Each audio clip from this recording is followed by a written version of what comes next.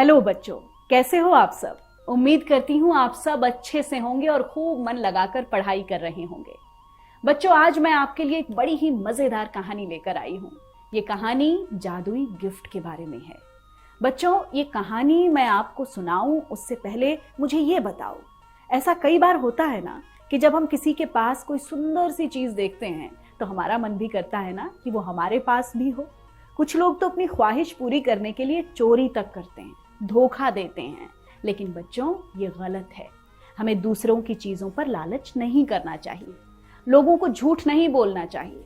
इस कहानी से आपको कई ऐसी सीख मिलेंगी जो आपको नेकी और सफलता की राह पर लेकर जाएंगी। इसलिए इस कहानी को बड़े ही ध्यान से सुनना और अंत तक सुनना।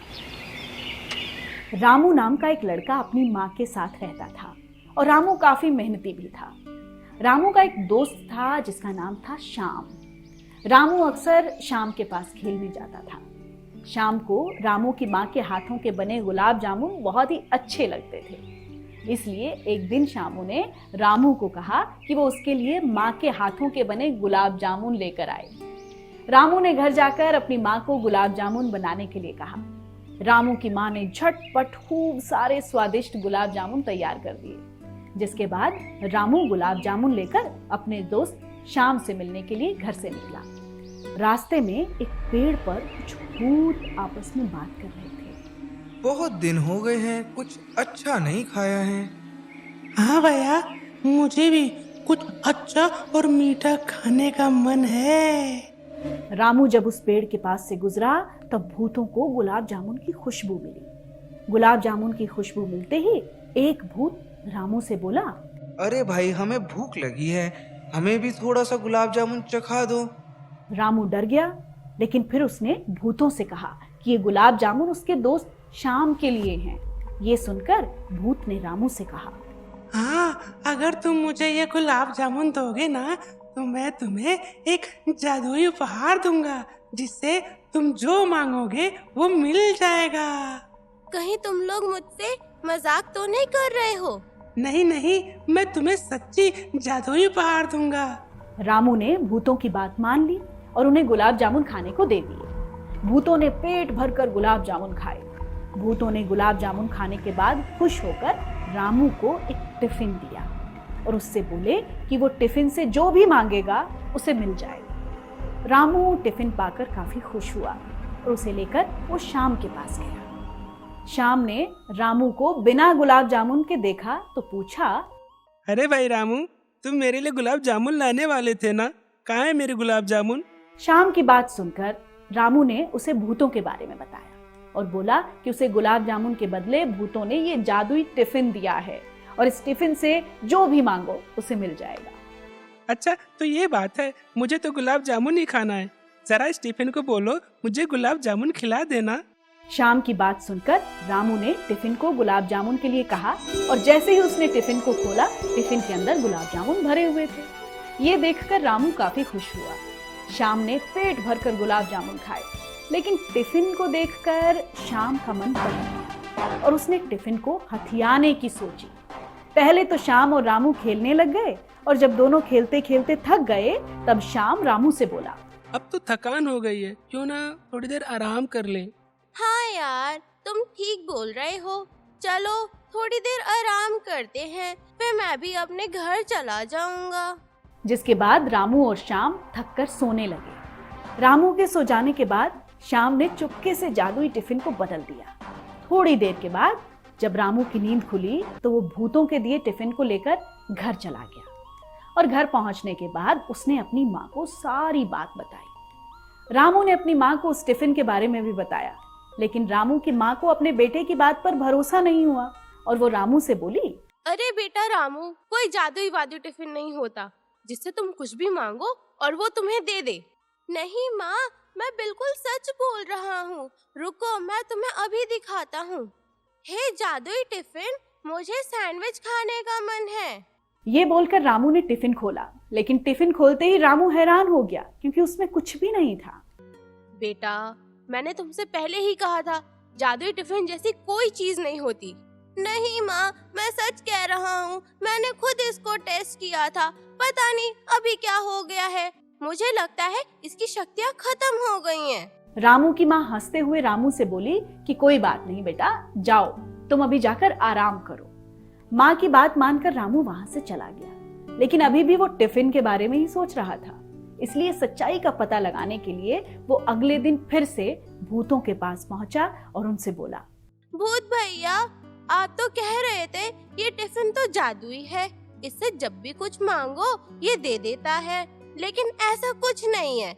इसने तो सिर्फ एक बार ही मेरी विश पूरी की, अब इससे कुछ भी मांगो ये देता ही नहीं। रामू की बात सुनकर भूत आश्चर्य में पड़ गए।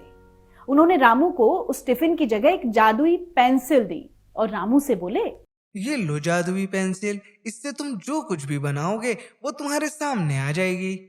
रामू ने भूत से वो पेंसिल ले ली और उसने एक सोने के सिक्के की तस्वीर बनाई। तस्वीर बनाते ही असली सोने का सिक्का उसके सामने आ गया।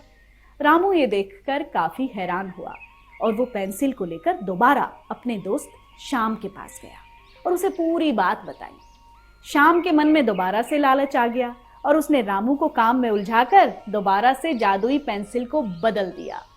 रामू को इस बार भी पेंसिल के बदलने का पता नहीं चला और जब वो घर गया तो दोबारा उसने अपनी माँ को जादुई पेंसिल के बारे में बताया, लेकिन जैसे ही उसने जादुई पेंसिल से तस्वीर बनाई कुछ भी नहीं हुआ। रामू की माँ को लगा कि रामू खेल खेल में जादुई चीजों के बारे में बता रहा है और वो रामू को कुछ भी नहीं बोली और अपने काम धंधे में लग गई। लेकिन रामू मन ही मन सोचने लगा, उसने अपनी आंखों से जादू देखा था, फिर घर आते ही अचानक से ऐसा क्या हो जाता है कि सारा जादू फेल हो जाता है। इस बात से परेशान होकर रामू दोबारा से भूतों के पास गया और गुस्से से उनसे बोला, अरे भैया, तुम्हें क्या मैं बेवकूफ लगता हूँ? ये जादुई पेंसिल का जादू तो दोबारा खत्म हो गया। भूत रामू की बात सुनकर काफी हैरान हो गए। उन्होंने रामू से पूरी बात पूछी।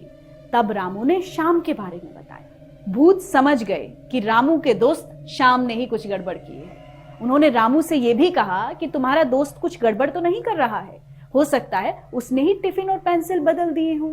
नहीं नहीं, मुझे अपने दोस्त पर पूरा भरोसा है।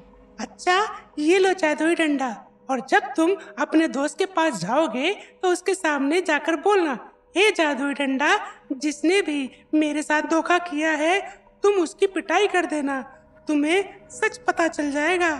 अच्छा ठीक है, मैं आज ही सच्चाई का पता करता हूँ। रामू जादुई डंडा लेकर दोबारा से अपने दोस्त श्याम के पास पहुंचा। रामू के हाथ में डंडा देखकर श्याम रामू से बोला, रामू भाई, इस डंडे की क्या खासियत है? ये जादुई डंडा है जो चोर का पता लगाकर उसकी पिटाई करता है। ये जादुई डंडा, जिसने भी मेरे साथ धोखा किया है तुम उसकी पिटाई शुरू कर दो।